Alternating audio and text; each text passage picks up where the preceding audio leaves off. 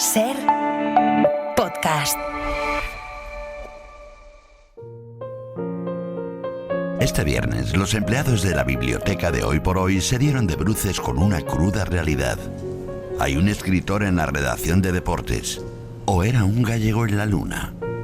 Oye, chicos, ¿quién viene hoy a la biblioteca? Gallego. ¿El humorista ha publicado un libro de viñetas? No, el periodista. ¿El crudo? No, Javier no, Jesús Gallego, nuestro gallego, el director de Hora 25 de los deportes. ¿Perdona?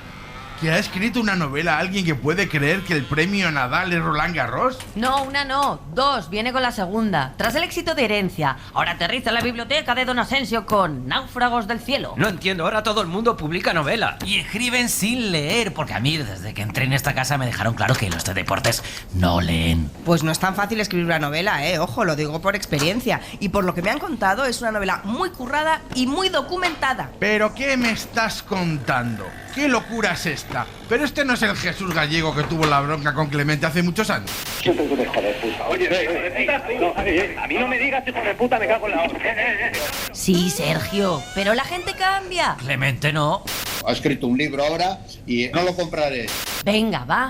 Se ve que aquel episodio lo traumó, no había superado la retirada de la Quinta del Buitre, la explosión de Raúl, y le salvó la música y la literatura. ¡Atiza! Y de música controla tanto más que Neira. Es un crack. Pero si es que a los jóvenes nos encanta. Habla de grupos tan modernos que ni nosotros los conocemos. Y es un adelantado a los tiempos. Una cosa voy a decir, mira, yo creo que el deporte fue un error en la vida de Jesús Gallego. ¿Pero qué me estás contando? Si este en los 90 era más madridista que Roncero. Sí, pues ahora es más del punk de Turnstile y de Benjamín Prado. Todos evolucionamos, ¿no? Y antes fue y sigue siendo de los hermanos Gallagher, de Rem, de Super Submarina, de Vargas Llosa, de Juan Gabriel Vázquez, de Stefan Zweig. Yo creo que siempre fue un periodista deportivo que leía y ahora ha salido del armario. Este no es el Jesús Gallego que yo conocí. Igual Clemente fue un visionario y le quiso atizar por ser un blando cultureta, un segurola de la vida. Pues yo voy a escucharlo a ver qué dice, porque a mí en un futuro me gustaría también ser un intelectual. En fin, es lo que yo digo. Ya solo faltaría que David Uclés fiche por el Sanedrín del Larguero y que Jesús Gallego se ponga una boina a los pígaros. Hay que joderse. Hoy por Hoy Magazine. Ser podcast. Antonio Martínez Asensio, buenos días. Buenos días, Ángel. ¿De verdad me has traído un periodista de deportes Absolutamente. a la biblioteca? Y yo creo, serio? fíjate, que debería haber venido antes, porque Herencia es una novela brutal sobre la transición, pero es que Náufragos del Cielo a mí, desde luego, me ha dejado sin ganas de volar. Bueno, durante un tiempo, a mí también. Yo la primera novela de Jesús no la pude leer por tu culpa, porque como cada semana tengo que leer una novela, la primera no la pude ver, la segunda me ha encantado. Jesús Gallego, buenos días. Buenos días. ¿Hay que acabar o desmontar el mito de que los periodistas de deporte no leéis? Pues sí, hay que terminar con ese mito, porque muchos periodistas de deportes leen como cualquier otra persona. No mucho, porque hoy en día desgraciadamente se lee poco, pero yo con todos los viajes con la selección, con el Real Madrid, mundiales, Eurocopas, Juegos Olímpicos, yo siempre llevaba 1 o 2 libros, porque antes de que existiera internet teníamos mucho más tiempo libre. Claro. Y yo lo ocupaba en leer. Claro, y además con los viajes que vosotros hacéis da tiempo, tienes tiempo suficiente para leer. Yo incluso se lo recomiendo a Clemente, o sea, yo recomiendo que todo el mundo se lea este libro, que se lo va a pasar muy, muy bien. En unos minutos entramos en el libro Náufragos del Cielo, está editado por Roca Editorial. Es adictivo, descubres cosas que no tienes conservadas en la memoria. Muy, muy interesante, porque también habla del cambio de este país, ahora iremos con ello. Pero primero, un libro en 3 minutos, ¿cuál será hoy? Bueno, pues hoy te voy a contar Capitanes Intrépidos, de Rudyard Kipling. Todo oídos, todo tuyo.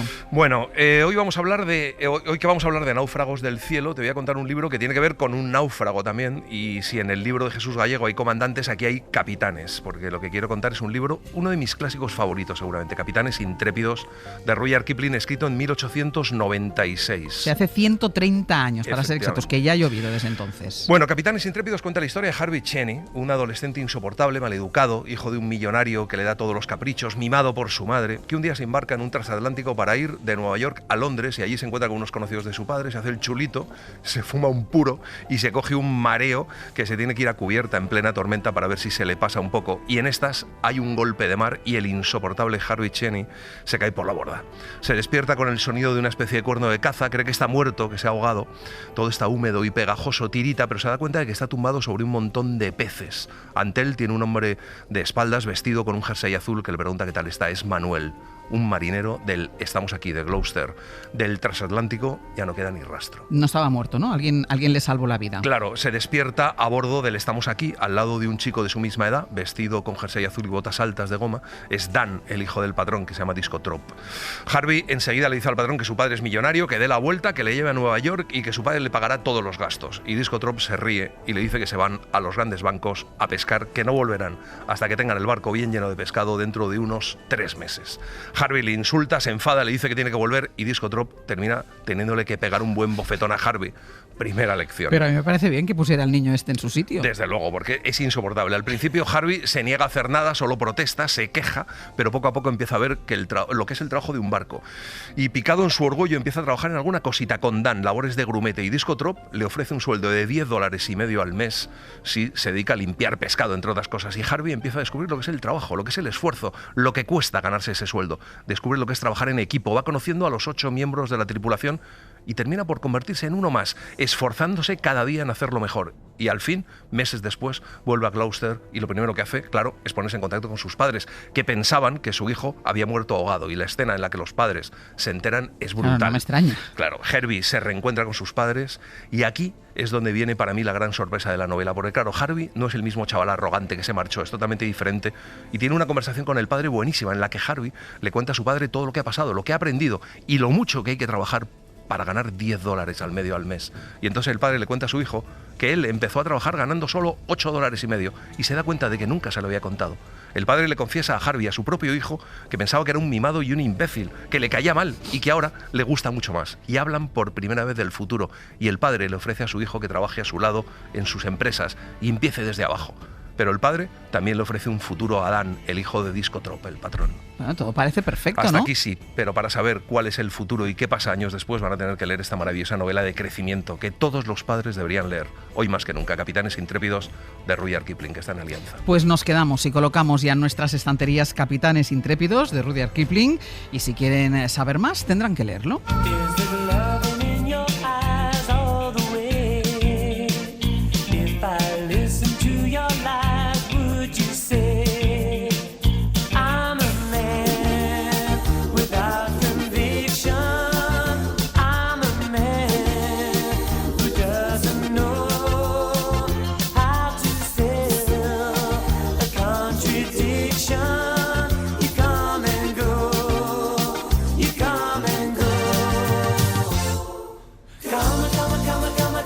El 27 de noviembre de 1983 era número 1 en España y en medio mundo este tema de Culture Club, Karma Chameleon. Quédense con esta fecha que va a marcar nuestra biblioteca de hoy. Sigan llamando al 900-100-800 para donar libros a nuestra biblioteca. Llamen y digan cuál es ese libro que les ha marcado, que quieren recomendar y que quieren que todos leamos. 900-100-800.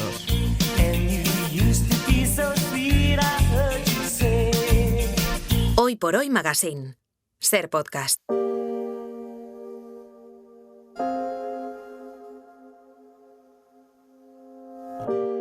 A la 1 de la madrugada, 6 minutos, 28 segundos, con la nave girando sobre sí misma en el sentido de las agujas del reloj hasta que las alas, como si fueran manecillas, señalaron las 6 en punto, el plano derecho del Jumbo chocó con el suelo y se partió por la mitad.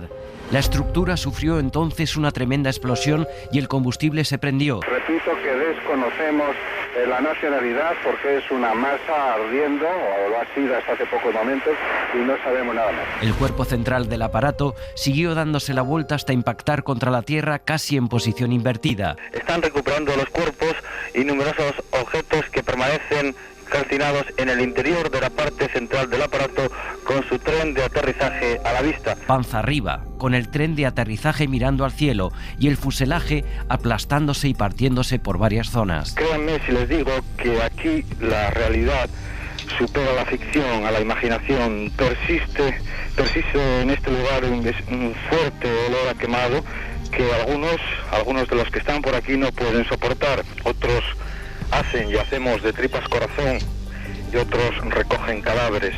Esta tarea no ha terminado. que hemos intentado poner nuestra voz al pie de algo que nunca hubiéramos querido relatar.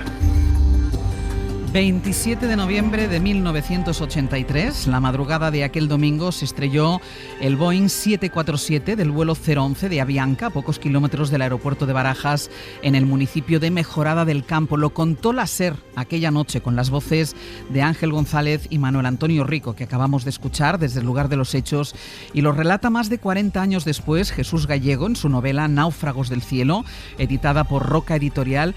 Antonio, ¿por qué es esta novela nuestro libro de la semana? Bueno, esta no solo es una novela muy interesante que se lee como una crónica, sino que además la parte novelística también está muy bien y encima nos cuenta cómo era la España de 1983. Así que hay que leerse esta novela. Jesús Gallego decía hace 42 años, Manuel Antonio Rico, desde Mejorada del Campo, que la realidad de la tragedia superaba la ficción. Lo primero impresiona escuchar el fragmento de tu novela en la voz de Severino Donate mezclado con la narración de la SER. Y luego, ¿en tu novela has necesitado la ficción para humanizar la trágica realidad de aquel vuelo? Sí, era necesario. Era necesario construir personajes y dibujar cómo era su vida, cómo era su rutina, cómo eran sus sentimientos, sabiendo que iban en un avión que se iba a estrellar.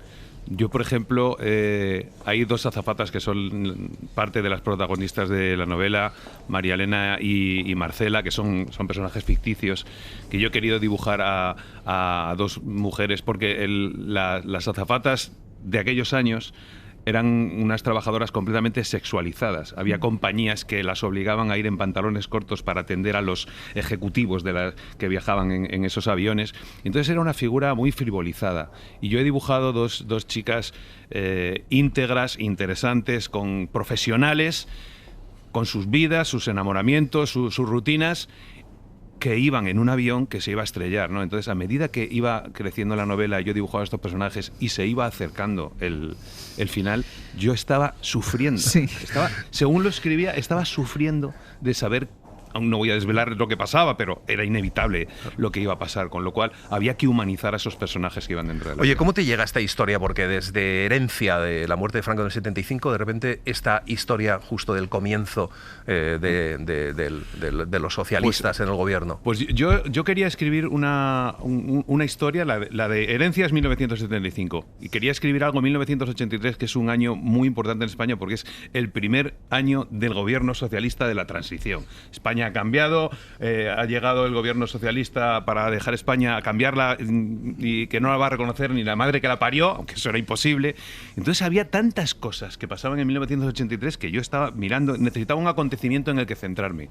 Y llegué al accidente de Avianca, y entonces recuerdo haber visto una entrada que decía, accidente de Avianca, el vuelo maldito de los escritores. Y entonces, el vuelo maldito de los escritores, ¿qué pasó en este avión de los escritores?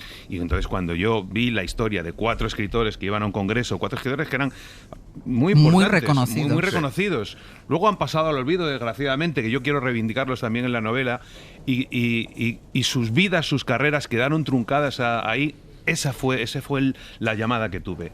Y luego ya, pues, ¿por qué pasa esto en este avión? Y te das cuenta del panorama que había, y la novela crece por eso, ¿no? Claro, el panorama que había es el reflejo de la España que vivíamos y cómo el gobierno socialista intenta cambiar esa España, porque llevábamos ya unos cuantos años de democracia, pero es, por ejemplo, a partir de entonces, cuando entra un gobierno socialista, donde se quiere cambiar o modernizar la aviación civil, que no lo había hecho el gobierno anterior. Sí, es que el cambiar la tecnología del control aéreo en España, digamos que fue un proceso lento y se alargó más tiempo del debido.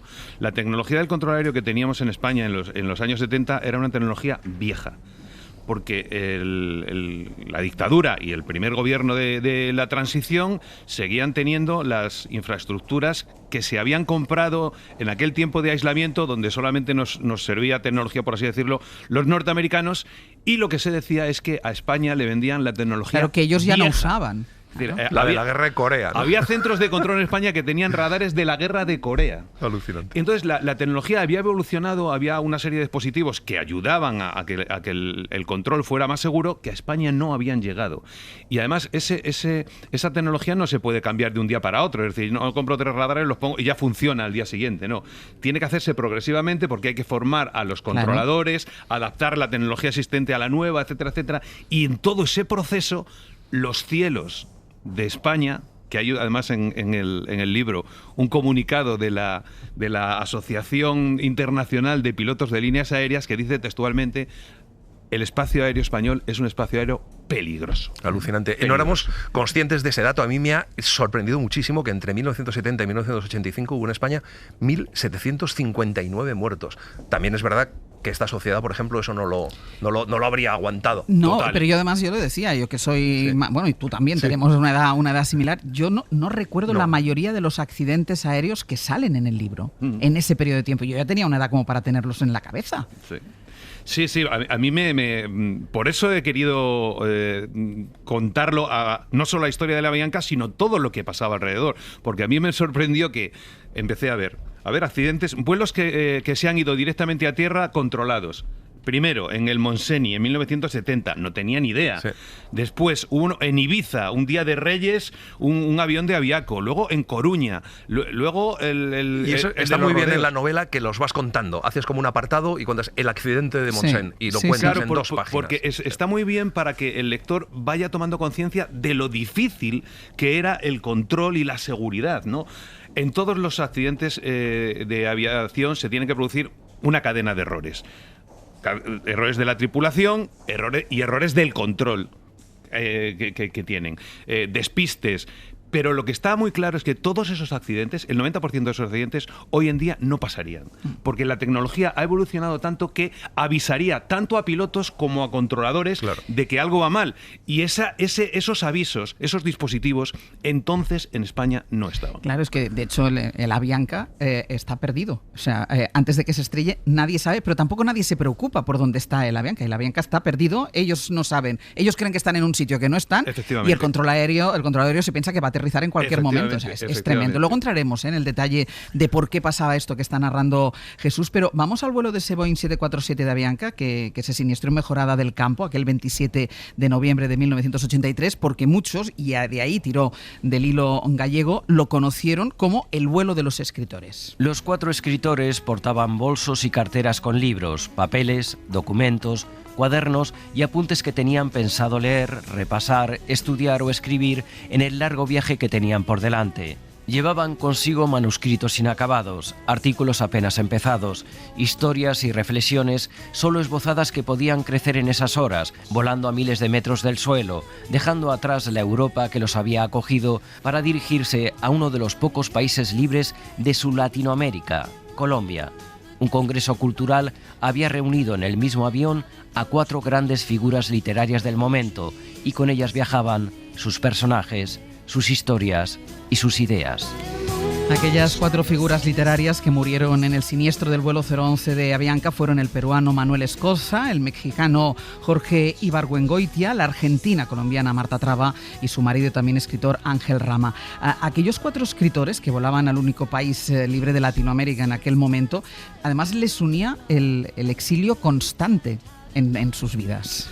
Sí, realmente la historia de los escritores es la historia de Latinoamérica en esa época, de países dominados por dictaduras militares que les habían echado. Ibargüengoitia no, Ibargüengoitia, el mexicano, digamos que había sido un exilio casi voluntario. Ibargüengoitia, en México había una supuesta democracia, pero Ibargüengoitia era un escritor muy irónico y muy mordaz. Y entonces, es que esta es muy buena. Publicó un artículo en el Excelsior. Había unas elecciones en México en las que solamente se presentaba un candidato. Entonces, solo se presentaba un partido. Y entonces Ibargüengoitia escribió un artículo diciendo que empezaba así: el domingo hay elecciones, qué emoción. Solamente eso ya era para morirte de risa. Y eso provocó una incomodidad con el gobierno y entonces él decidió ir a París, irse a vivir a París con su mujer, porque París era el sitio donde todos los escritores que se habían exiliado porque las dictaduras les habían obligado a abandonar el país, todos vivían en París. Hay que recuperar a estos escritores. Yo te confieso que a mí me impresionó mucho el accidente porque yo me acababa de terminar La danza inmóvil, que se publicó en 1983 y fue el último libro, claro, de Manuel Escorza. Bueno, y yo cuando salió el nombre de Marta Traba pensaba, ¿de Claro. qué conozco yo a Marta Traba? Y era del libro de Felisa, de Juan Gabriel Claro, Vázquez, claro, porque ahí claro, se me claro. cruzó Ahí a mí se la cruzaron. historia. Bueno, fue a internet a Claro. buscar, digo, ¿yo de qué conozco a Marta Traba? Porque Felisa Bustin, la protagonista Sí. del libro de Juan Gabriel Vázquez, ayudó mucho, era amiga íntima de Marta Traba, y cuando primero a Sí. Marta Traba la obligaron a salir del país, ella, con otra serie de intelectuales colombianos, intentó que no se tomara la decisión contra Marta Traba, pero al final Marta Traba se tuvo que marchar. Y luego, con el tiempo, la que se tuvo que marchar fue Felisa Bustin. Bueno, hay que recuperarlos, ¿eh? Redoble por Rancas de Manuel Escorza, Los relámpagos de agosto y Las muertas de Jorge Ibargüengoitia. Escorza, quiero decir que era un escritor indigenista que estuvo en Perú luchando en el campo contra las multinacionales norteamericanas y los gobiernos que echaban a los campesinos de sus tierras para que llegaran las multinacionales norteamericanas e hicieran negocio con sus tierras. Y él estuvo en las manifestaciones contra la policía luchando allí y todo. Ahora, sus reivindicaciones están más centradas en lo obsoleto de la tecnología que manejan, sobre todo en Paracuellos, donde dicen que los radares secundarios no pueden evitar lo que llaman ecos falsos, que son creados por la superficie terrestre o por las nubes e impiden precisar la posición exacta de los aviones, explicó Juan Antonio. Además, los ordenadores de ese centro son de una generación más antigua que otros ya instalados en Barcelona o Sevilla. Al parecer, según los técnicos, las pantallas del radar renuevan la presentación de datos cada 5 segundos, que es un tiempo elevado y puede conducir a errores y situaciones de tensión. Claro, es un libro que sobre todo demuestra de dónde venimos y de dónde viene el mundo del control aéreo, y es un libro que cuenta muy bien. Yo conozco el mundo de los controladores y yo, escuchando algunas de las reivindicaciones de hace 50 años, pensaba, las siguen haciendo ahora. Los turnos rotatorios, la falta de sueño, también esa imagen que siempre hay de ellos, que con lo que cobráis y los días que libráis. ¿Tú has entendido mejor ahora el mundo del control aéreo? Por supuesto, pero yo creo que todos teníamos en la cabeza de aquel tiempo, los controladores aéreos eran un gremio privilegiado que decidía hacer una huelga y fastidiaba a todo un país que quería volar, y eran unas señoras que tenían unos sueldos muy altos y que encima querían cobrar menos, ¿no? Entonces yo solamente, al descubrir que los controladores aéreos hasta el año 1980 más o menos pertenecían al Ministerio del Aire, eran militares, con lo cual su relación laboral era una relación militar, no tenían derechos. Lo que sucedió es que cuando pasaron a depender del Ministerio de Transportes, empezaron a reivindicar sus derechos. Y claro, sus derechos, digamos que chocaban con el funcionamiento, porque la huelga, los paros, todo hay eso una auténtica afectaba. obsesión en ese momento del gobierno de turno para intentar que no paren. Claro, porque el turismo en España no podía parar. Era el despegue, además del turismo. Estábamos en una crisis, había paro, crisis industrial, reconversión, etcétera, etcétera. El turismo crecía sin parar y era imposible parar los cielos.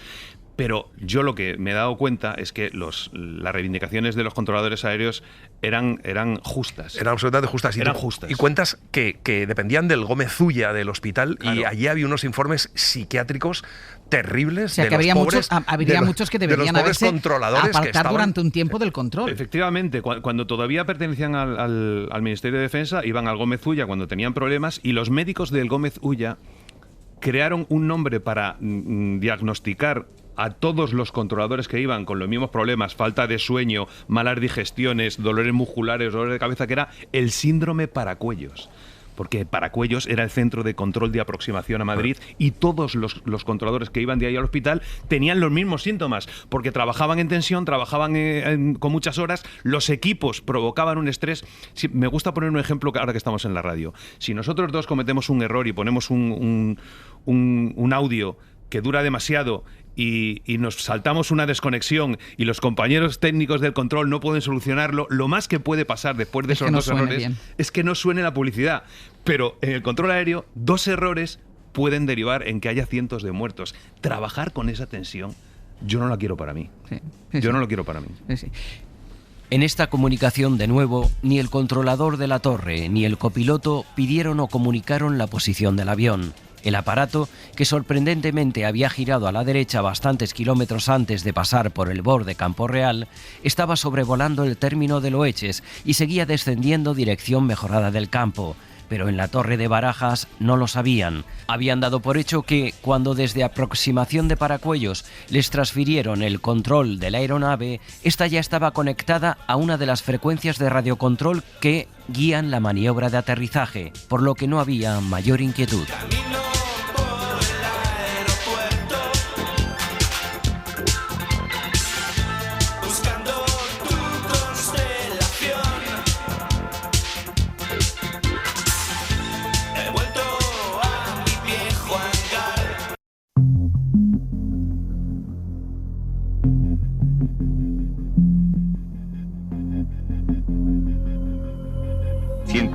Muertos y 12 supervivientes. Este es el balance del siniestro. El avión, un Jumbo 747 de la compañía colombiana Avianca, estaba iniciando la maniobra de aproximación para aterrizar en el aeropuerto de Barajas cuando sobrevino la tragedia. A pesar de la hora de la madrugada, algunos vecinos de Mejorada del Campo que habían observado las llamas se fueron acercando hasta el terreno al oeste del pueblo donde ardían los restos del Avianca 011.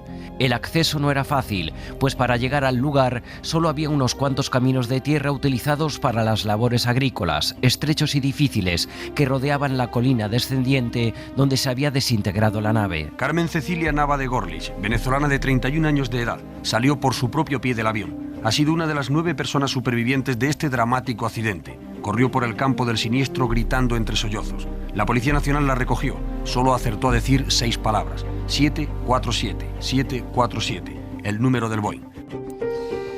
Aquella madrugada del 27 de noviembre de 1983, la cadena SER hizo una programación especial sobre ese trágico accidente del vuelo de Avianca en Mejorada del Campo, con José Joaquín Iriarte, con Manuel Antonio Rico, Ángel González, Mario de la Torre, Carmelo Encinas, Ángeles Afuera o Antonio Jiménez, entre otros. Y aquella realidad que superaba a la ficción es hoy la novela Náufragos del cielo, de Jesús Gallego, editada por Roca Editorial. Y después, decíamos antes, al leerla no eres consciente de la cantidad de accidentes que hubo en ese periodo, pero yo sí que creo que coges un poco la conciencia y ahora tú me dices de que con los medios como tenían que haber sido, como había en algunos otros países, muchos se hubieran evitado. Sí, yo recuerdo haber leído un artículo del País, de nuestro compañero Carlos Yarnoz, que escribió todas las noticias posteriores, me ha ayudado muchísimo en la novela, que se titulaba 2 semanas después el accidente no hubiera ocurrido, porque se activó la instalación de un dispositivo en Paracuellos, que es el MSW, bueno, Minimal Safe Altitude Warning, el radar de altitud mínima de seguridad, que habiendo estado instalado, hubiera avisado al controlador, porque un avión está bajando de la altitud de seguridad. El controlador, que no estaba mirándolo, hubiera visto en la pantalla que el avión estaba en peligro, se hubiera comunicado con el avión y le hubiera ordenado elevarse. Pero no, eso no lo teníamos instalado. Y eso que había 2 radares que el gobierno había comprado, pero todavía no estaban instalados porque ese proceso era muy lento, como he dicho antes. Oye, y una de las cosas que a mí me ha dado muy mal rollo es una cosa que se llama Hermes, que son toda la cantidad de informes que realmente nunca salen a la luz pública, porque son casi técnicos, de incidentes, que no accidentes, que se producen en los vuelos. Son casi accidentes. Casi accidentes. Es el haber estado cerca de un accidente. Bueno, mira, Ángel se estaba contando ahora uno que sucedió con una amiga suya en... Sí. Que, o sea, tú te puedes...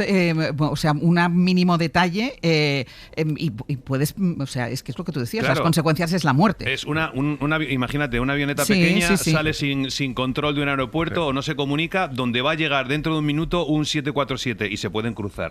Al final se soluciona, pero eso es un Air Miss que luego queda reflejado en los informes. Y entonces en España había Air Miss por un tubo. Gallego, ¿cómo te has documentado? O sea, ¿a ti el mundo de la aviación te gustaba? Bueno, a mí me atraía. Yo he volado mucho y siempre me producía cierto vértigo, ¿no? Y pues, por ejemplo, hay una cosa que es alucinante y es que el informe de la Avianca está en la página del Ministerio de Transportes y Comunicaciones, todo el mundo puede acceder a él, donde vienen reflejadas cada minuto la conversación de la cabina, que yo he respetado, por supuesto. Sí.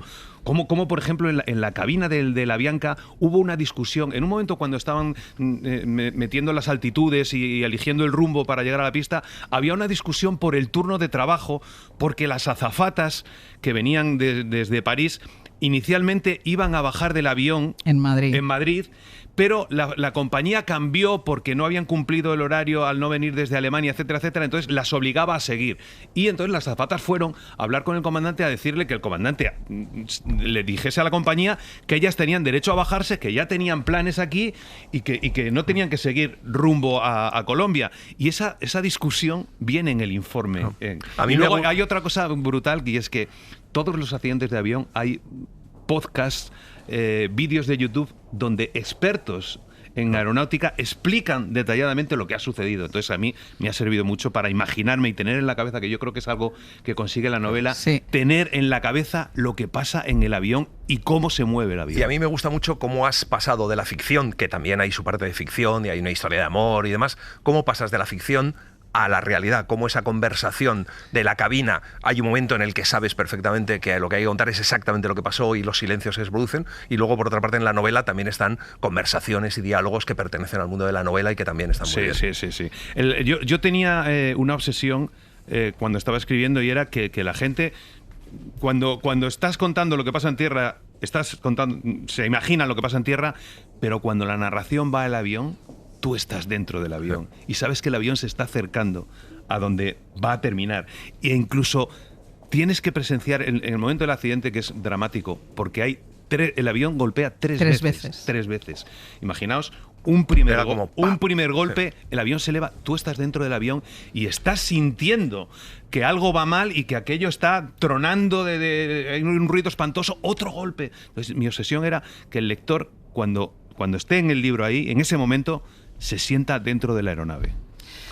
Pues no dejen de leerlo, la verdad. Jesús Gallego, Náufragos del cielo. Pero todavía nos queda, porque primero él nos tiene que donar un libro, que no es el suyo, que el suyo ya nos lo quedamos. ¿Qué libro nos donas? Pues yo voy a donar uno de Mario Vargas Llosa, que es, junto con Juan Gabriel Vázquez, mi escritor de referencia, de los que más he aprendido, y de Vargas Llosa, que hay muchos, me quedo con La guerra del fin del mundo, que es un libro alucinante, que yo realmente disfruté y sentí, porque es una historia de finales del siglo XIX en Brasil, una revolución, cuando Brasil ha pasado de ser una monarquía a una república, y en el norte, en una zona súper deprimida de Brasil, hay una revolución contra la república dirigida por un líder enigmático y besánico, loco, que es el Conselheiro, que arrastra a todos los campesinos empobrecidos de la época, a prostitutas,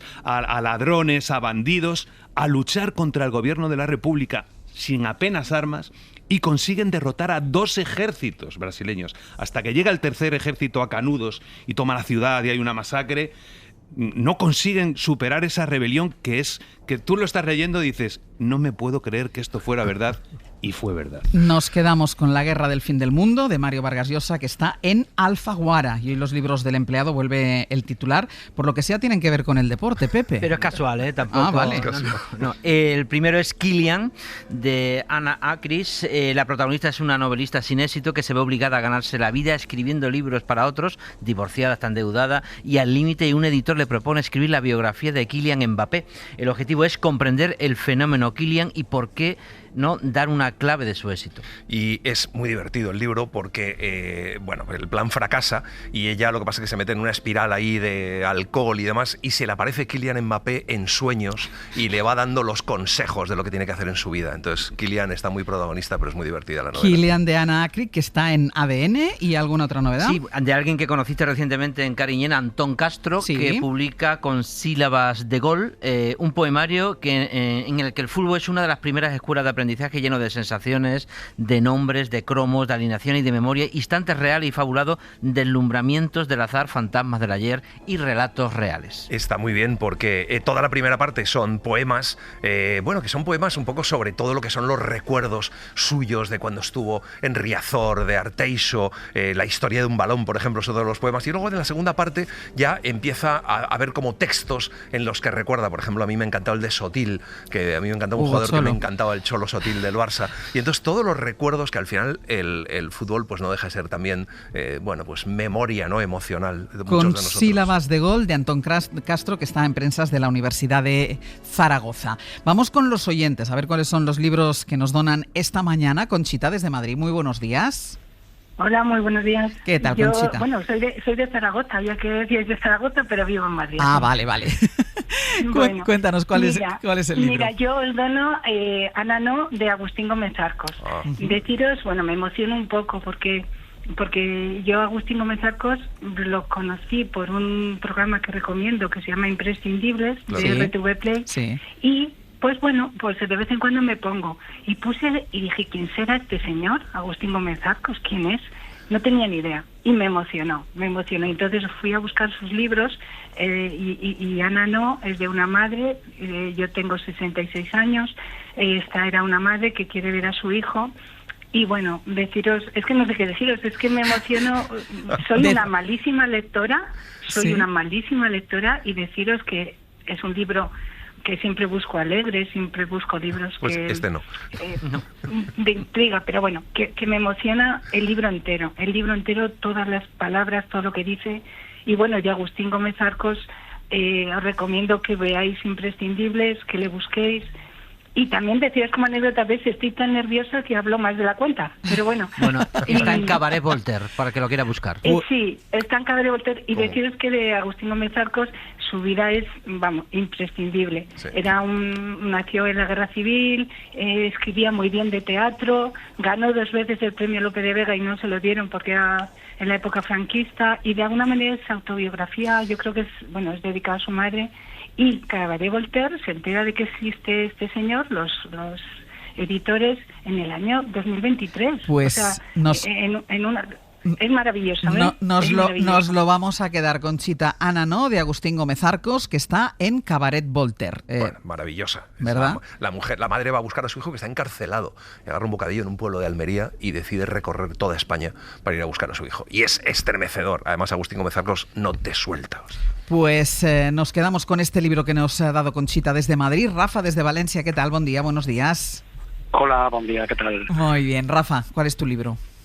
Mi libro es El misterio de Hannah Larsson, de Alexandre Escriba. ¿Qué cuenta? ¿Por qué te gustó? Me gustó muchísimo porque justo cuando salió el año pasado, pensaba que no iba a poder leerlo porque me dio un ictus y el ictus me dejó sin poder entender ni leer nada de lo que veía. Y yo digo, este libro que su autor me había encantado con su primera novela, el último caso de William Parker, decía, no es posible que no lo vaya a poder leer.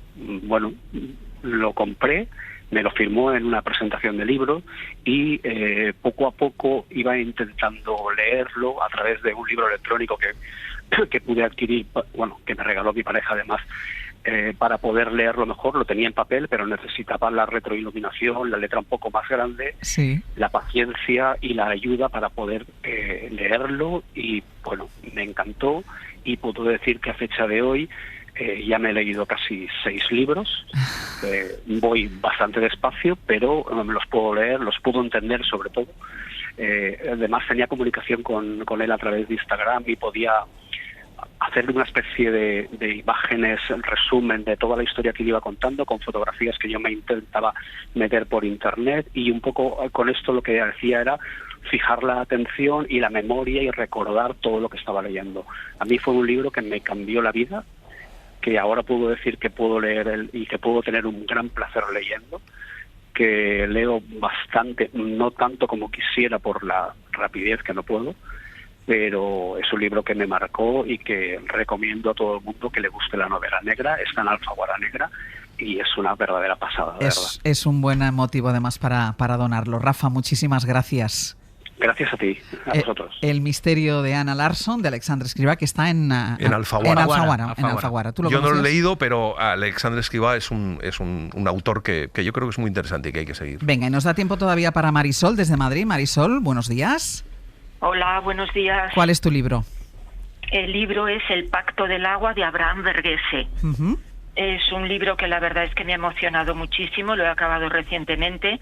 La historia se desarrolla en el sur de la India. Sí. Es la historia de una familia, de todos sus personajes, desarrollada a lo largo de décadas, ¿no? Personajes muy bien descritos, de verdad, con muchísima sensibilidad, con empatía hacia personas que no siempre la vida les sonríe, personas que uno identifica a través de esos personajes, ¿no? Ajá. Es una novela coral que describe tan bien las situaciones, de verdad, los sentimientos.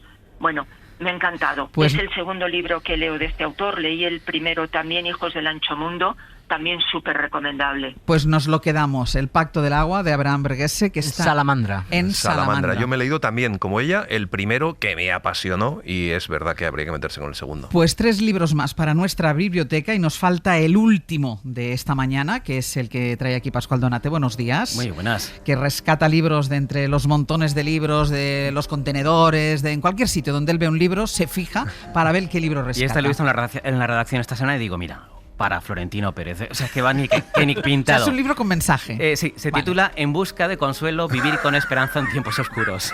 Bueno, o para Florentino Pérez o para Sergio Castro. Por ejemplo, está firmado por Michael Ignatieff, es un ensayista y ex político canadiense.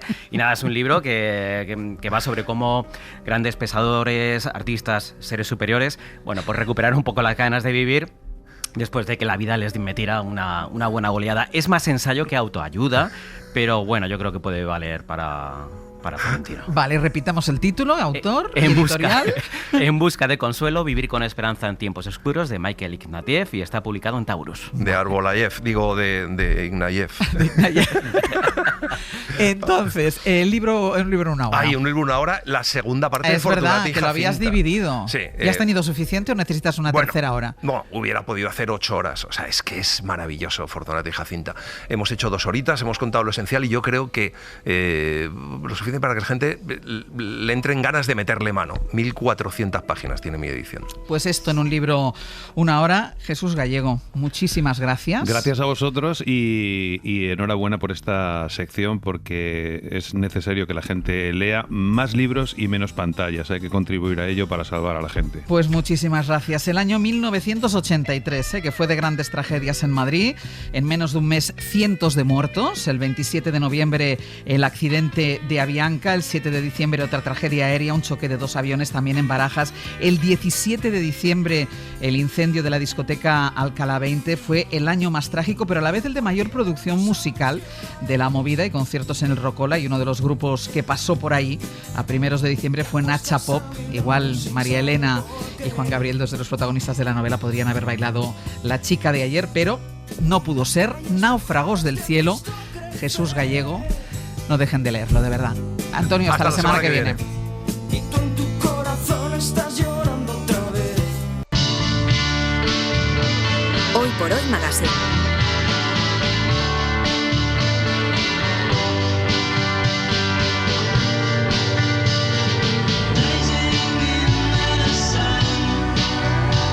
Ser podcast.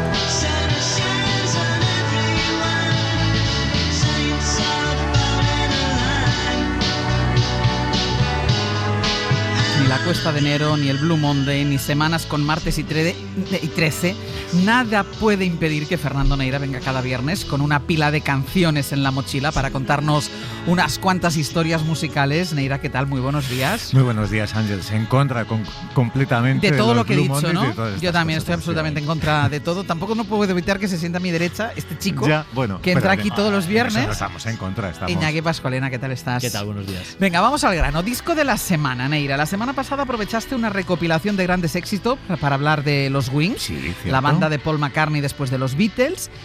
Y esto de hoy, yo no sé qué es, pero te diría que es igual de antiguo. Pues mira que las apariencias se engañan. Bueno, a ver, estos arpegios a las 12 cuerdas pueden traernos a la memoria seguramente a los Byrds, lo primero de todo. Años 60. Voy a pincharte otro corte de nuestro disco de la semana antes de que saques conclusiones equivocadas. Un disco que se titula Balloon, Balloon, Balloon y que firma una banda que se hace llamar Los Alfileres Afilados, es decir, los Sharp Pins.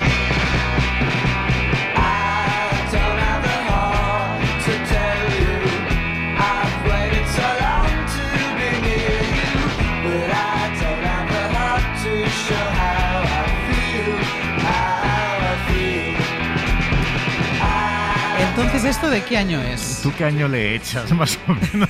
Bueno, 63. 63, pues podría ser perfectamente. De hecho, el ilustre Robin Hitchcock, que es uno de los descubridores de Sharp Pins, los encumbra como una de sus bandas favoritas y dice ellos, son acupuntura para el alma con técnicas de 1965. Mira, ahí estabais ahí en la onda. Sí. Pero os voy a decir solemnemente que este Balloon, Balloon, Balloon, es decir, Globo, Globo, Globo, es una novedad absoluta, uno de los discos que más está dando que hablar en las últimas semanas de 2025. Son datos cotejados y estos chavales a finales de 2025 suenan así.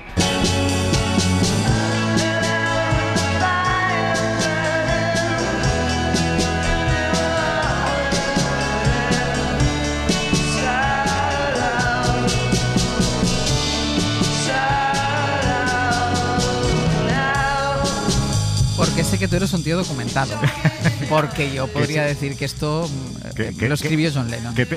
Es que suena John Lennon, pero vamos, suena que tira para detrás de lo que suena. O sea, parece del disco Beatles for Sale, una cosa así, de los primerísimos álbumes de los Beatles. Lo cierto es que este Talking in Your Sleep, al igual que los anteriores I Wanna Be Your Girl y I Don't Have the Heart, son canciones actuales. Y también esta otra muestra del talento de estos alfileres afilados no tira tanto de Beatles en este Fall in Love Again como probablemente del power pop.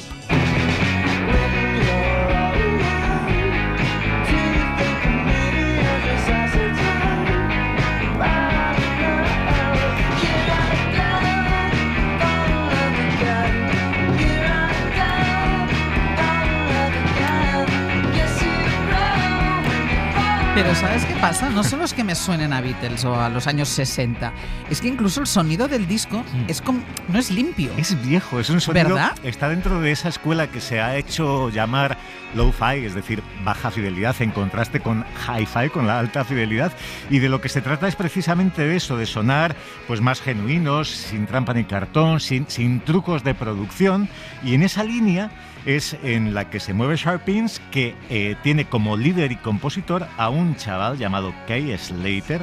Con Balloon, Balloon, Balloon está entregándonos su tercer LP y a estas alturas acaba de celebrar su cumpleaños número 20. No creo. Tiene que haber 20. algún error. Más joven que yo no creo que pueda ser. Además, me pasó con que le pasaba los cortes a Marcos esta semana con el sonido y hubo un momento que le dije, Marcos, yo creo que hay algún error que esto con no el suena disco. bien. Digo, ¿a ti también te suena como cerrado? Como que no está limpio. Y, sí, no sé qué le pasa tal. Claro, luego ya leí la historia del disco y la entendí todo. Efectivamente, pues asume Iñaki Pascualena que hay gente más joven que tú haciendo cosas muy buenas. Exactamente. Y además lo curioso de este muchacho es que es de la escena indie de Chicago, que es una ciudad en la que tampoco pega un grupo como este, es una ciudad de onda más alternativa y en cambio pues ellos son parecen más surferos californianos. Y para muestra de que incluso también les saben cantar al amor como harían sus abuelitos, esta preciosidad titulada En un poquito serás mía, In a while you'll be mine.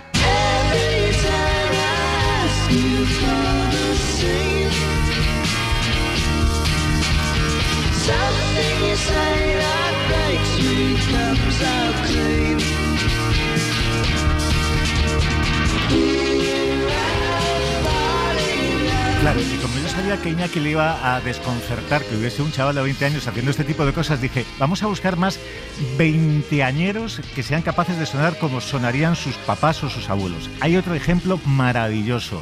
Son dos hermanos, Brian y Michael Daddario, se hacen llamar The Lemon Twigs. Ellos tienen 23, 24, pero no van por el tercer disco, sino por el sexto. Y suenan tan maravillosamente como así.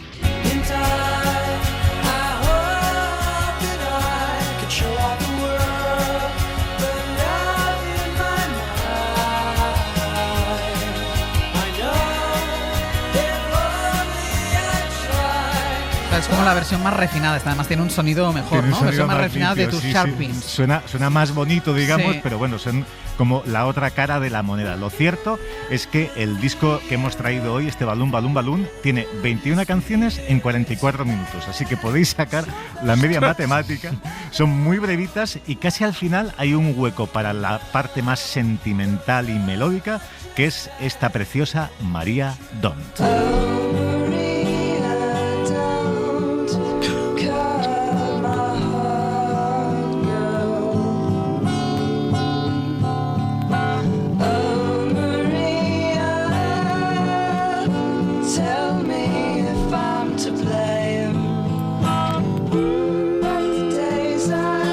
Chavales de apenas 20 años haciendo canciones que parecen tener 60 o 70. Y el veinteañero de esta sección, ¿qué nos sugiere como novedad de la semana, Iñaki? Pues mira, hoy traigo dos novedades, Venga. no una, sino dos por el precio de uno. Para empezar, vengo a descubriros una banda donostiarra, porque no solo de La Oreja de Van Gogh vive la playa de la Concha. Ellos se hacen llamar La Amenaza Constante, y hoy preestrenamos en exclusiva su nuevo single, se titula El Verano.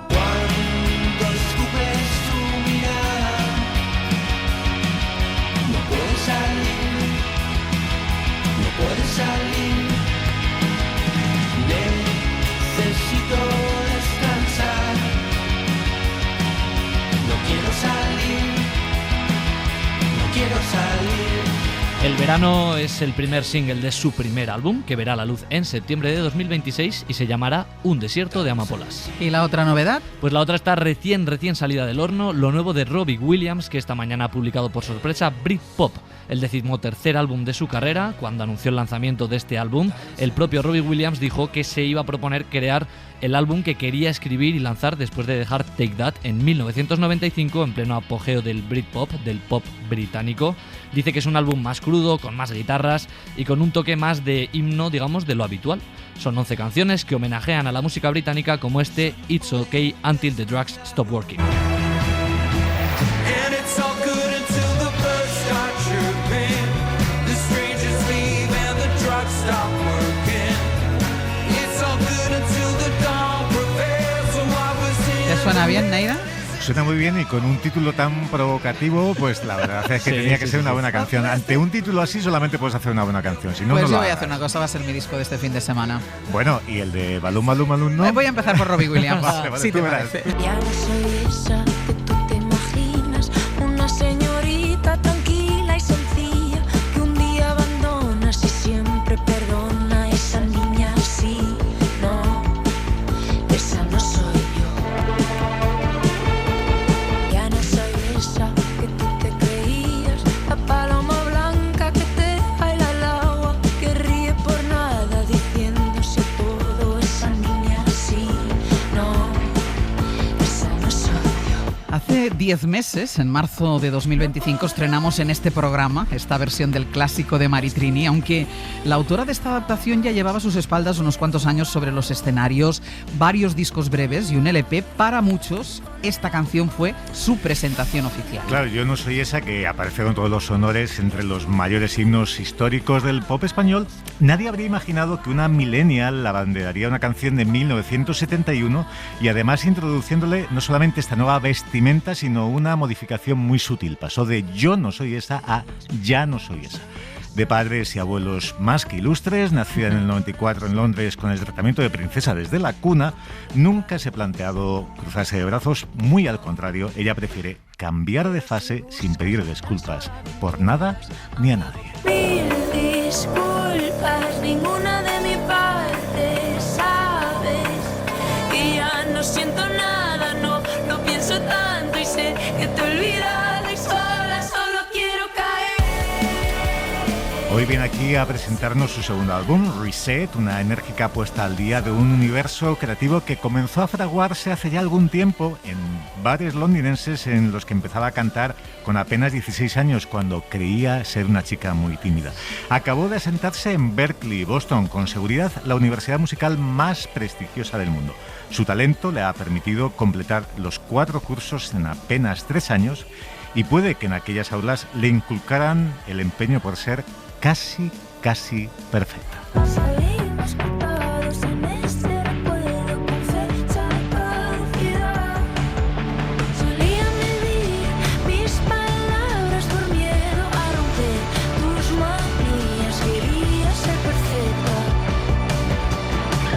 Eso, Ona Mafalda. Ona, ¿qué tal? Muy buenos días. Buenos días. ¿Siempre has sido muy perfeccionista?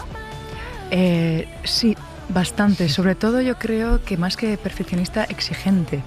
Que al principio, en este mundo de cuando estamos escribiendo canciones, viendo qué vamos a sacar, qué vamos a no sacar, a veces le damos demasiado vueltas. Sobre todo yo le daba demasiado vueltas, y con este nuevo proyecto Reset, de verdad quería un poco dejar eso atrás y no tener miedo. Es lo que, sobre todo el mensaje para mí de todo el álbum, es dejar atrás esos miedos, esas preocupaciones, esas inseguridades, de verdad sentirte empoderada y yo estoy haciendo esto y lo hago porque me encanta y quiero seguir adelante. Es decir, la nueva Ona es más atrevida, sí, es más valiente. Desde luego. ¿Y a qué le tenías tanto miedo?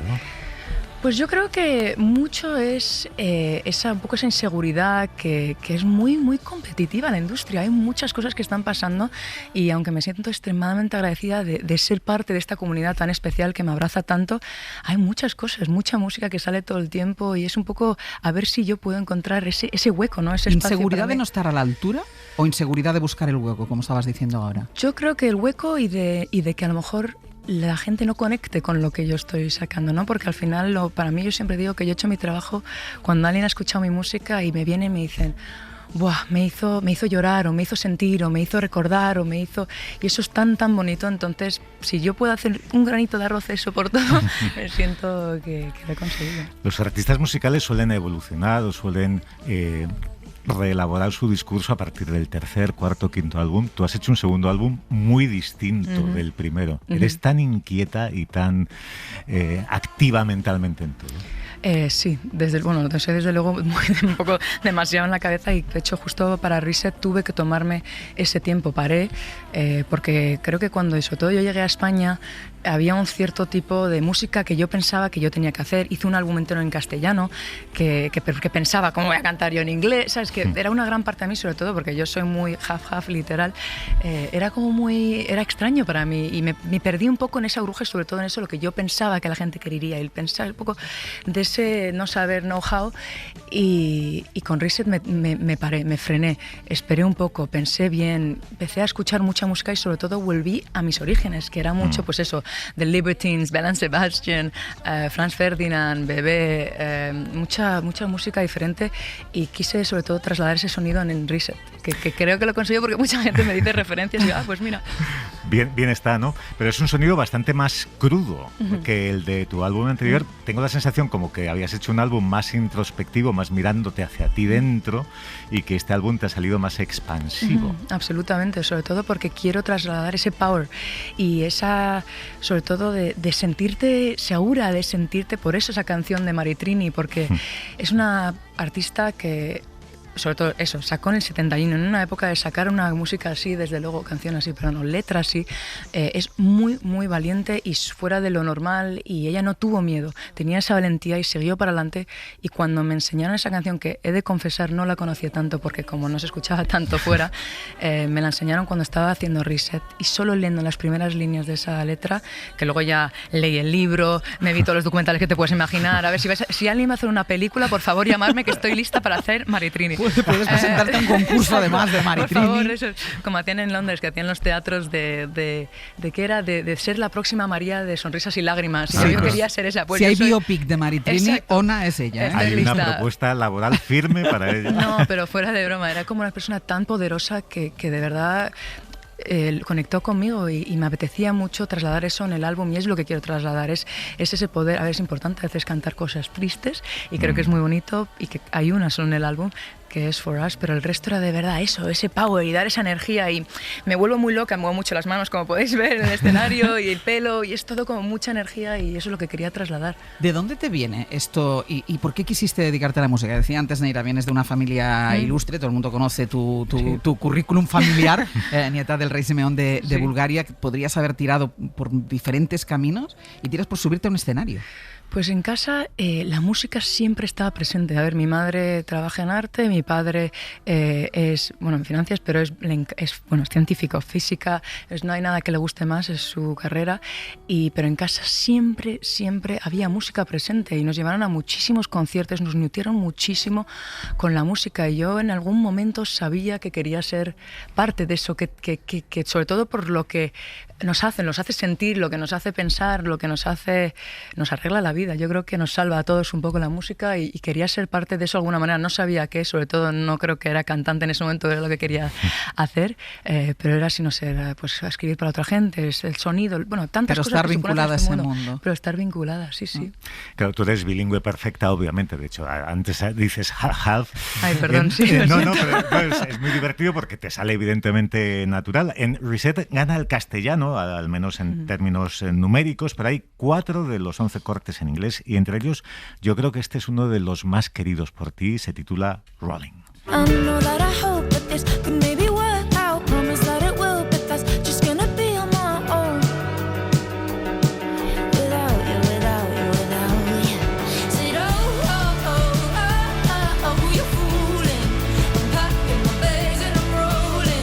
Siendo bilingüe, ¿cómo eliges en qué idioma haces una canción? O sea, ¿lo sientes de una manera, la piensas ya de primeras desde la manera o va surgiendo, va fluyendo la cosa? Lo siento. Sobre todo en este proyecto era de verdad lo que yo sentía natural, pasaba. Entonces con Rolling no quise forzar de hacerla en castellano. De hecho, estaba en mi sofá con la guitarra y empecé a tocar esas 3 acordes, porque son literalmente 3 acordes esta canción.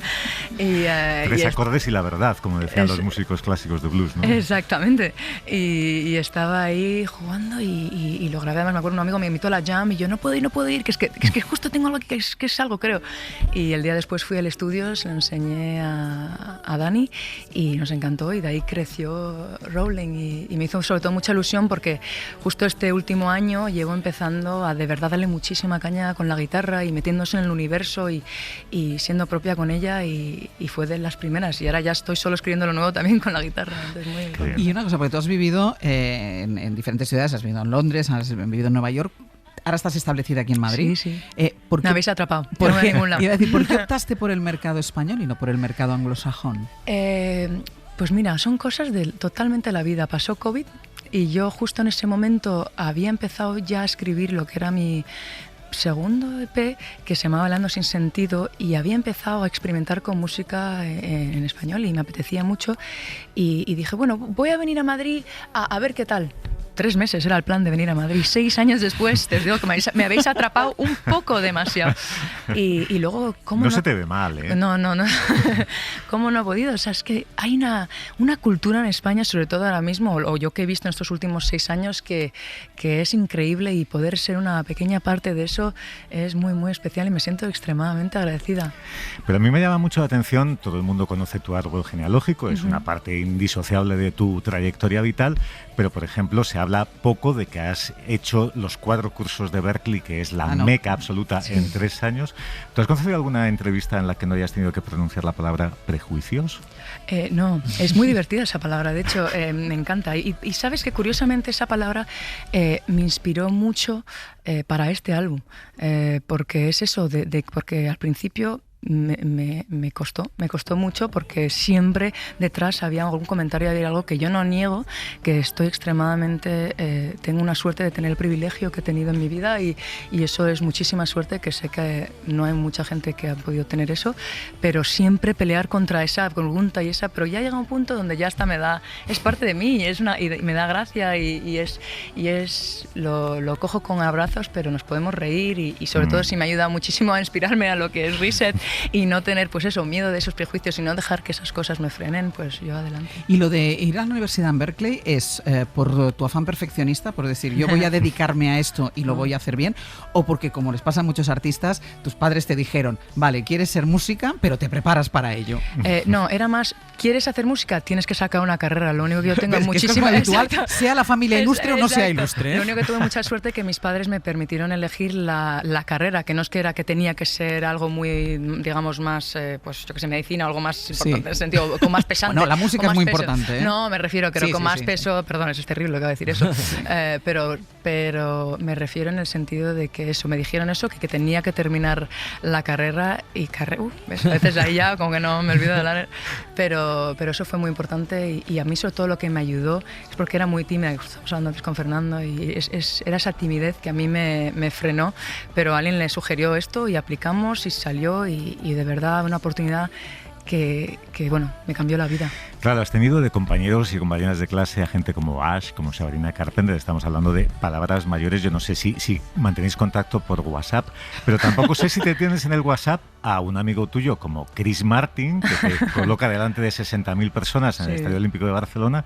¿Qué te dice un Chris Martin a ti, pipiola, de, oye, ¿cómo se hace esto de cantar ante 60.000 personas? ¿Te da algún tipo de sugerencia o de consejo? Pues nosotros justo hablamos después del concierto y me acuerdo, o sea, me hizo mucha ilusión porque me dijo, yo justo no puedo llegar, pero me han contado todo mi equipo de lo bien que lo hiciste y yo te puedo asegurar que pasó todo tan rápido que no me acuerdo. Yo único que sabía que eso era mi one shot, que tenías que aprovecharlo, que no podía salir mal la jugada, que tenías que aprovechar lo máximo posible, que nunca sabes cuando algo así te puede volver a pasar, a lo mejor nunca más. Espero que mi carrera siga creciendo y pueda llegar a sitios mucho más lejos, pero de verdad fue que una seas experiencia. cabeza de cartel tú con 60.000 personas.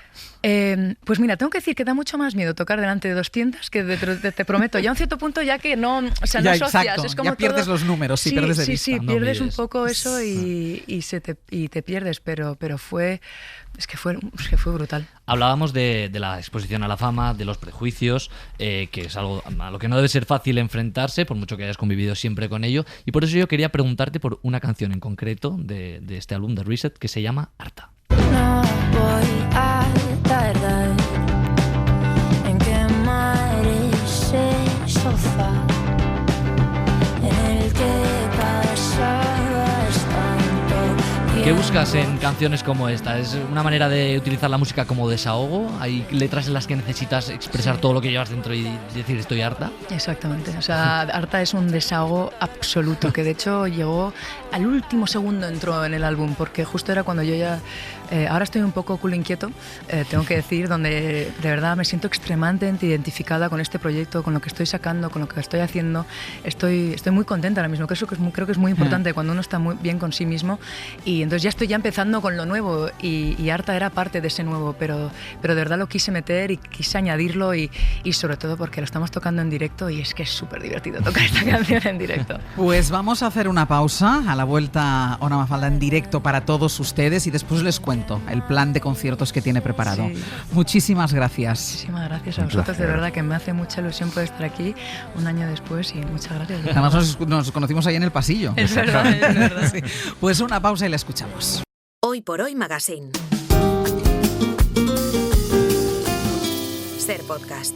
La londinense mallorquina madrileña Ona Mafalda nos avanza ahora lo que será la gira de Reset, su segundo disco, y lo hace en riguroso directo aquí en Hoy por Hoy, solo para ustedes y para nosotros. La canción se titula Salto, si no me equivoco, y en esta versión acústica en solitario, guitarra y voz, suena así, cuando tú quieras.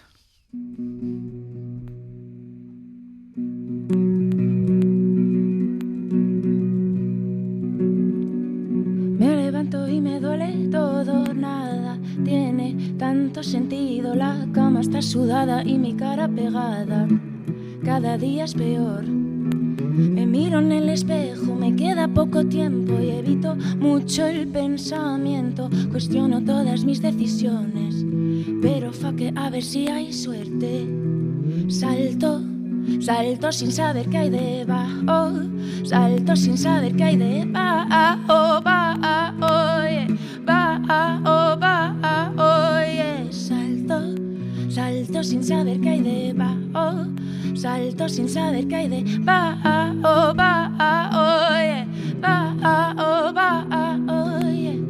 ya no quiero darle más vueltas, preocuparme no tiene sentido. Marta dice que me tome una y me relaje, que así no voy a ninguna parte. Me miro en el espejo, me queda poco tiempo y evito mucho el pensamiento. Cuestiono todas mis decisiones, sé, pero fuck it, a ver si hay suerte. Salto sin saber qué hay debajo. Salto sin saber qué hay debajo. Yeah. Yeah. Salto sin saber qué hay debajo. Salto sin saber qué hay debajo. Yeah.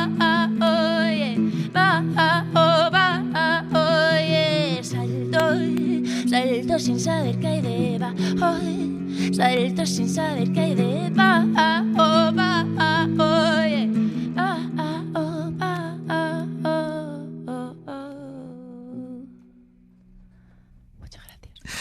Ona Mafalda a la voz y a la guitarra con la canción que abre su disco Reset. Ya saben, el jueves 29 de enero arranca la gira en la Sala Villanos de Madrid, pero hay muchas otras ciudades confirmadas como Guadalajara, Compostela, Murcia, Toledo, Málaga. Todas las fechas las podrán encontrar en su web onamafalda.com. Muchísimas gracias, un beso grande.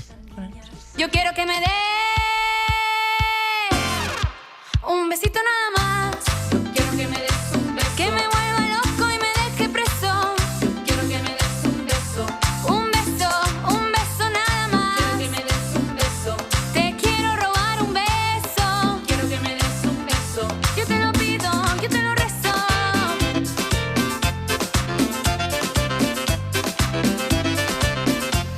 A ver, si hace 24 horas me hubierais preguntado... No, yo os hubiera preguntado... Bueno, a ti no te hubiera preguntado nada, Neira, No, porque tú no. hace 24 horas estabas igual de perdido que sí, yo. aproximadamente. Entonces, yo te hubiera preguntado a ti, Iñaki, esta canción que suena, pero tienes suerte que no sé cómo.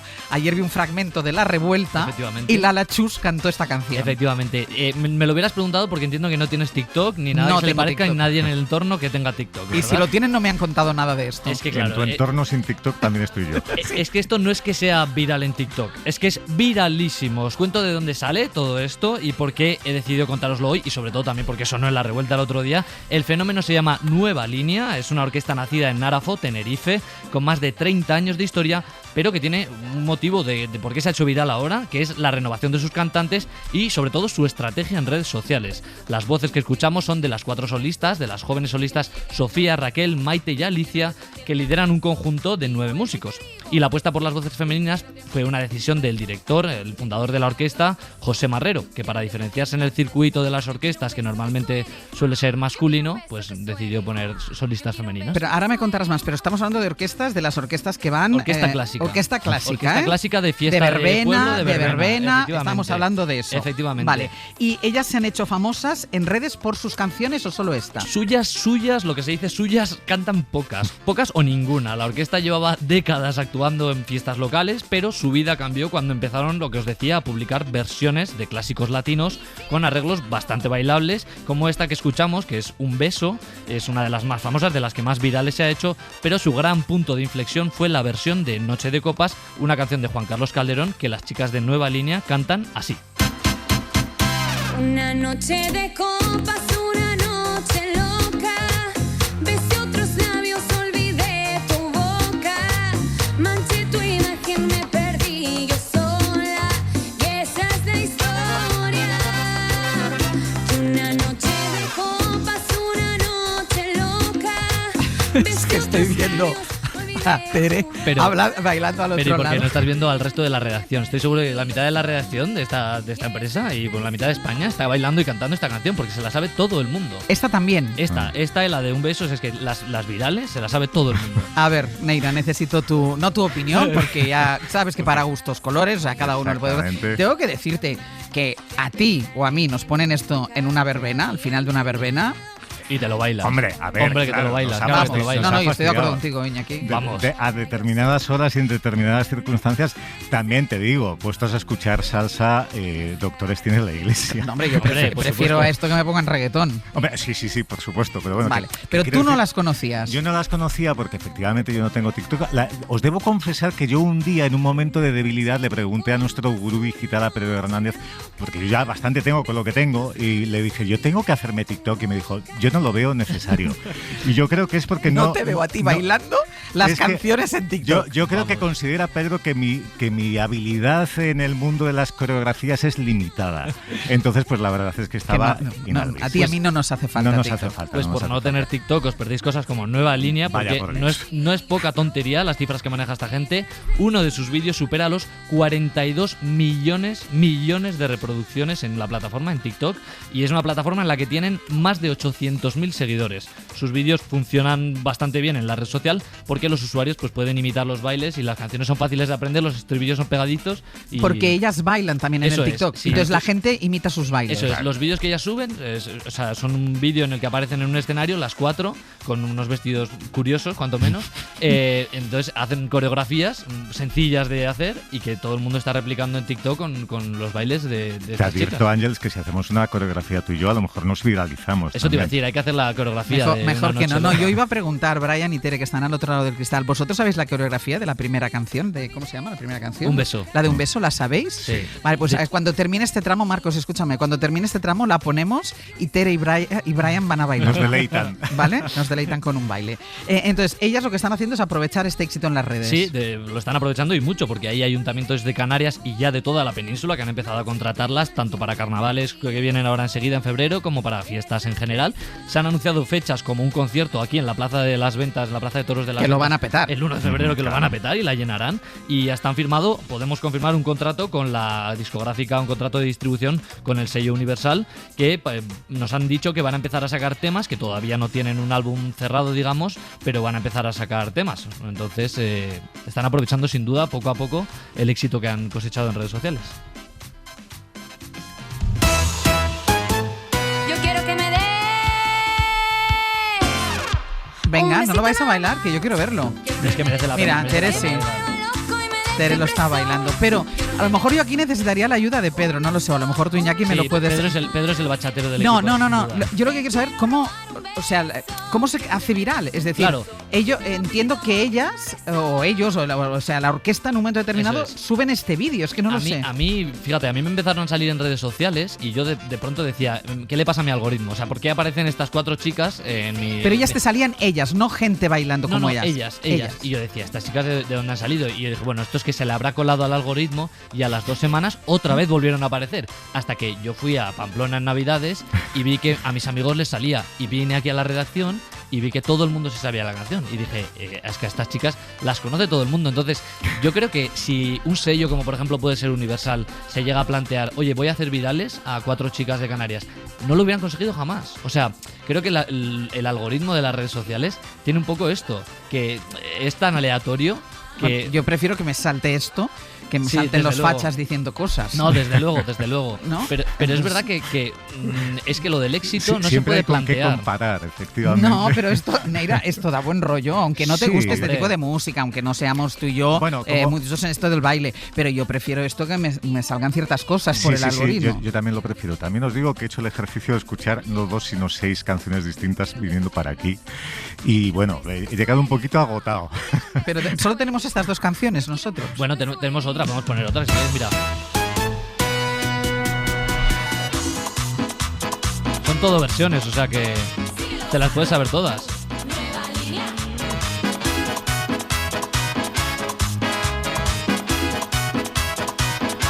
Sí, esta la original. Bueno, conste que en Galicia hay un fenómeno brutal. No, desde esto hace- lo hemos hablado, desde sí, hace sí, 50 o 60 años. de las orquestas. Y además del pique entre las dos más Sí. famosas, importantes. Además ha habido, es que un día lo contamos aquí, yo creo que en un Comando Norte, ha habido robos de, opas hostiles Sí, a sí, integrantes sí, de una sí, orquesta a la otra. Efectivamente, la Panorama y la París de Noia, estamos hablando de facturaciones anuales por encima de los 2 millones de Sí, euros. sí. No, y estos se van a hacer de oro a partir de Sí, aquí. sí, sí.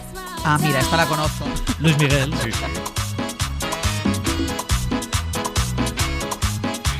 Y también hay una novela muy bonita de Miki Otero que se llama Orquesta, que está inspirada precisamente en el fenómeno de las orquestas de verbena. Y ahora me llamas, me quieres ver, me juras que has cambiado y piensas en volver. Si no supiste amar, ahora te puedes marchar. El fenómeno de las orquestas lo conocíamos, lo que acabamos de descubrir es el fenómeno Nueva Línea, que lo está petando de una manera increíble. Y desde luego que es que lo que más pega es que tienen unos estribillos que te pegas luego todo el día cantando las canciones. O sea, la de quiero que me des un beso, estás todo el día con la cancioncita a la cabeza. Que nadie te ha cuidado como te cuide. Por eso comprendo que estás aquí. Pero ha pasado el tiempo, yo también cambié. Si no supiste amar. ¿Esta la original de quién es? De Luis Miguel. ¿Sí? Sí, lo busqué. Es que lo busqué. Vale. Sí, yo no me acordaba. A mí no me suena que sea de Luis Miguel esta canción. No, una cosa es que Luis Miguel haya hecho. No, porque yo no me conozco la discografía de Luis Miguel y yo esta canción me suena. Esta canción, de hecho, es una versión española de una canción que es extranjera. Pero ahora no me suena. Incluso te diría que es de una canción, no sé si de Eurovisión. Pensaba que venía de los años 60. I only wanna be with you. Ahí están buscándonos. Ahí están buscándonos.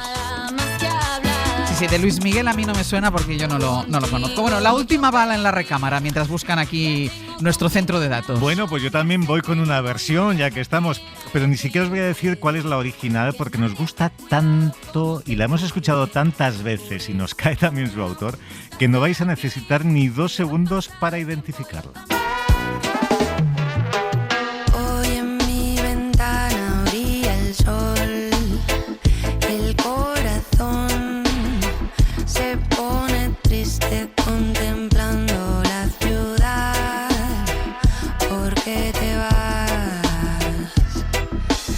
Como cada noche desperté pensando en ti y en mi reloj todas las horas vi pasar. ¿Por qué te vas?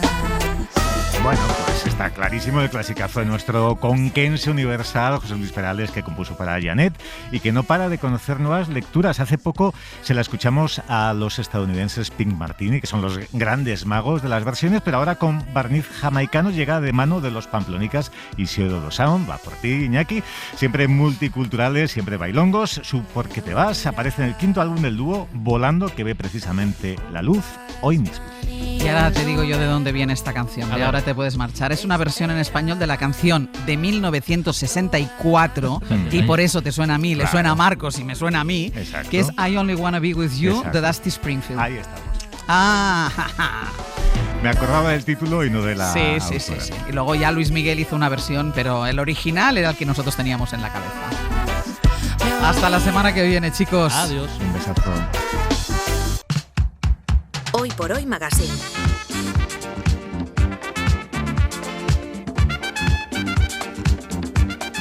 Ser podcast.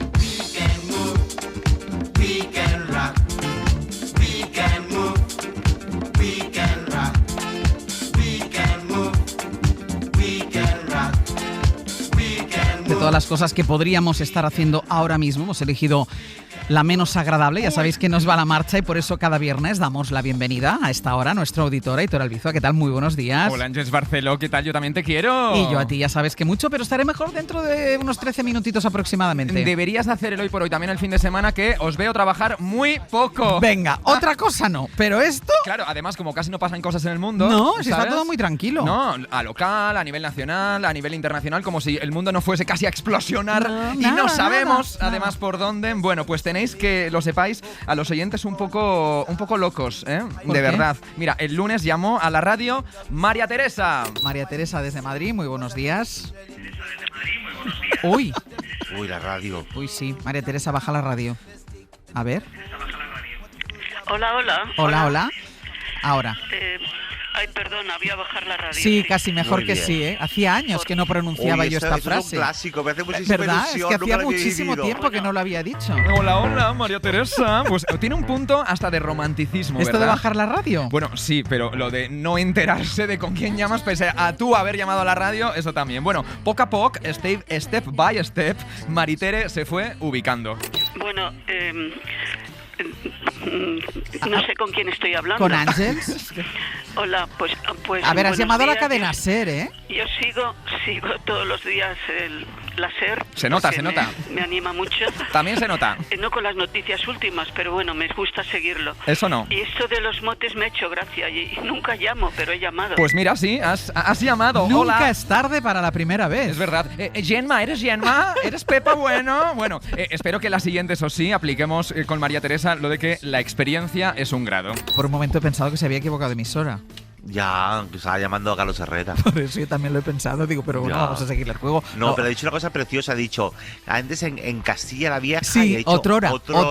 Sí, sí, que sí. digo, ¿hace cuánto no oigo a nadie en la radio decir otrora? Sí, sí. La he amado profundamente. Sí, sí, somos muy fans a partir de ahora de María Teresa. Sí. Pues viva María Teresa. Bueno, María Teresa realmente llamaba para hablar de motes, Sí, ¿no? sí. Eso fue de lo que iba el consultorio de Bob Pop. Motes que con el tiempo, oye, se pueden convertir en nombres artísticos. Le pasa a Bob, de Sí. hecho, Bob Pop, que cuesta Bob Pop, y le pasa al actor Pepón Nieto.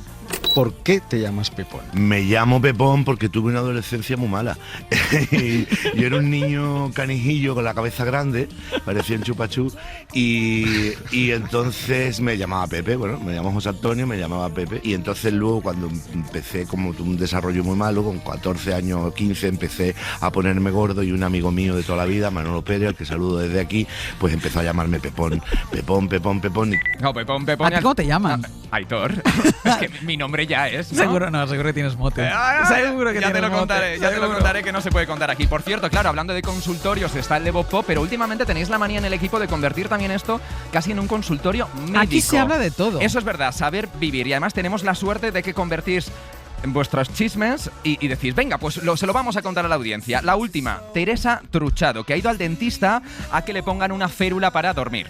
El caso, que yo llego ayer, voy al dentista, me la pone la mujer dentista y de repente eso es como una funda de boxeadora que no puedo ni cerrar la boca. No puedes hablar. Estoy así y me dice la mujer, ¿quieres que la dejemos puesta? Y yo, pero ¿cómo la vas a dejar puesta, hija mía? Que yo me tengo que ir a Madrid ahora, que voy sin mascarilla ni nada, que se me ve aquí y no puedo cerrar la boca. ¿Cómo son estos jóvenes que en 2026 descubren de repente una férula? ¿no? Sí, que les claro. empiezan a pasar cosas en Es la que vida. además Tere lo contaba como si fuera la única española que lleva una férula en la boca, que al final aquí muchos de los que estamos aquí llevamos férula para dormir. Total, había un momento además en esa conversación que Pepe decía bruxismo. Bueno, menos mal. Tere sigue con su movida de la férula. Cuando llegó, yo me estaba tapando así con la manta porque ya tenía yo mi férula puesta. Y me dice, ¿qué haces? Y yo, es que te vas a reír de mí. Porque llevo la férula puesta y estoy muy ridícula. Y claro, no me ha dejado de creer, por suerte, y tengo la suerte de tener a mi lado una persona que me quiera, a pesar de llevar una férula terrible. No se ríe. Pero A la partir de lleva media España o claro. 3/4, yo también la llevo, ¿eh? Bueno, pues que vaya cumpliendo edad, porque luego lo de que le dormir- queda de llevar férula. Total, el dormir parece ser un problema en este equipo. También le pasa algo a Pascual Donate.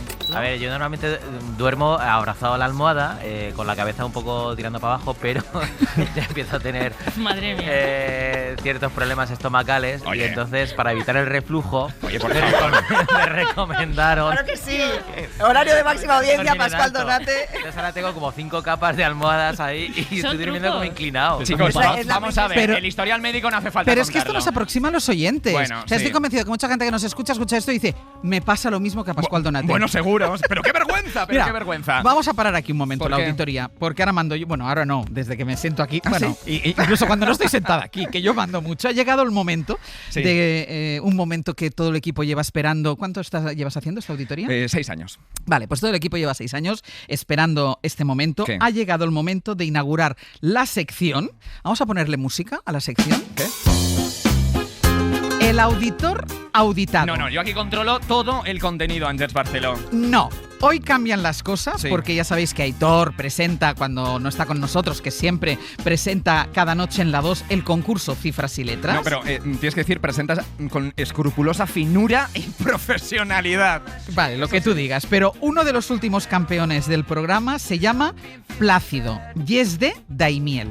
Plácido de Daimiel, ¿cómo estás? Plácido. A5. Plácido, letras. 7. Ángel, Plácido. Cándido te iba a llamar. Plácido. Y a ti, por lo que fuera, desde el principio se te atascó el nombre. Completamente. O sea, flácido, cándido. Además tenía que pensarlo. ¿Sabes esto que tienes que pensar el nombre Vale. cada vez que te quieres Se referir a notó. él? Vale. Lo vio Vale. la media España que no está durmiendo para escuchar el Hoy por Hoy a la mañana siguiente. Eso. Entonces, anoche, en la ronda final en la que Plácido porque se llama así, tenía que acertar 12 palabras, tú vas diciendo, es correcto, correcto, es incorrecto, es correcto, y de repente... Muy bien, Plácido. Es domingo. O sea, es correcto. Plácido. Es domingo. O sea, es correcto. ¡Tierra, trágame! Pero a ver, un momento. No. Plácido es domingo. O Ay. sea, ¿qué sentido tiene esto? ¡Hombre, Plácido Domingo!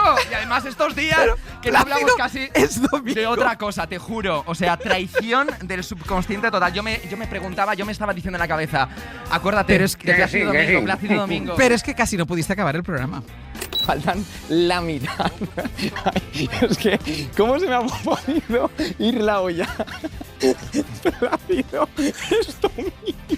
Te lo he dicho que iba a pasar. Te lo he dicho, no te lo he dicho. Te lo he dicho, no te lo he dicho. ¡Ay, qué ternura! Plácido de Daimiel, un abrazo. Un abrazo. Bueno, a todos Plácido. los Plácidos. Es Bueno, domingo. A, No, a Plácido. todos menos a uno. ¡Qué leches! Hoy por hoy. 3 minutitos para terminar. Piensa que en cuanto tú termines, prácticamente todo el equipo de Hoy por Hoy empieza el fin de Toma semana. Así que quiero que nos vayamos con buenas sensaciones. Bueno, pues mira, la mismita que vosotros transmitís a los oyentes a lo largo de toda la semana. Tenemos la suerte, insisto, de que lleváis a la antena historias vuestras y volvemos con la musa, digamos con la Meryl Streep ya de esta sección que sigue siendo Tere Truchado. Ella ha contado la primera vez que vino a la radio que fue a ver, creo que a uno de los hermanos Jonas, Ella ¿no? dijo al guapo, Ah, a sí. Nick Jonas. Eso es, Nick Jonas, de los Jonas Brothers. Bueno, lo que pasa que ese día ella traía consigo un pequeño inconveniente. Pero claro, yo ese día tenía un enemigo mayor dentro de mí. Y es que tenía un gas, digamos, Gas. lo que yo sentía que era un gas atravesado de este a oeste de mi cuerpo.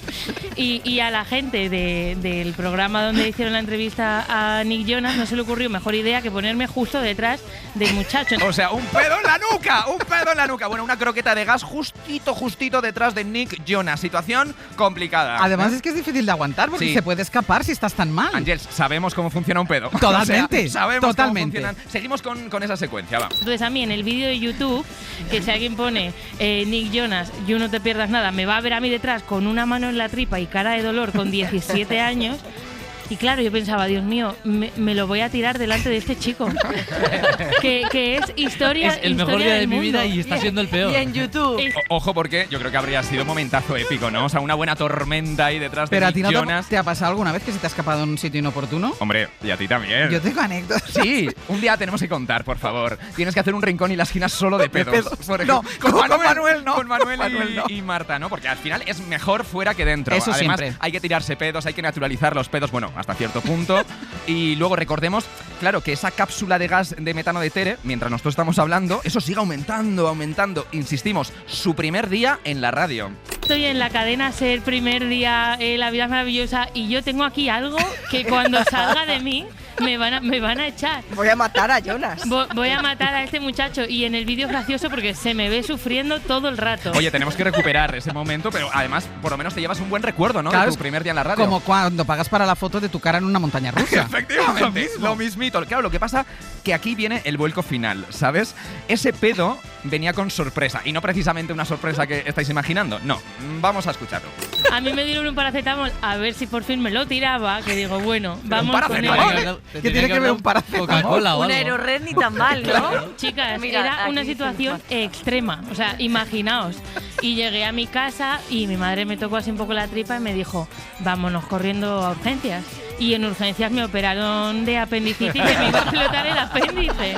Oye, un pedo convertido en apendicitis. Necesitamos ya una guía práctica de identificación de pedos, tipos de pedos, tal. Y luego también saber diferenciar pedos de otras cosas. Claro. Pedos de apendicitis, pedos de embarazos, Claro, pedos claro. de... Hay que hacer una guía Por práctica. favor, servicio público de pedos. Hasta Ángel. la semana que viene. Un abrazo. Y a todos ustedes, hasta el lunes. A partir de las 6 les esperamos. Pongan el despertador.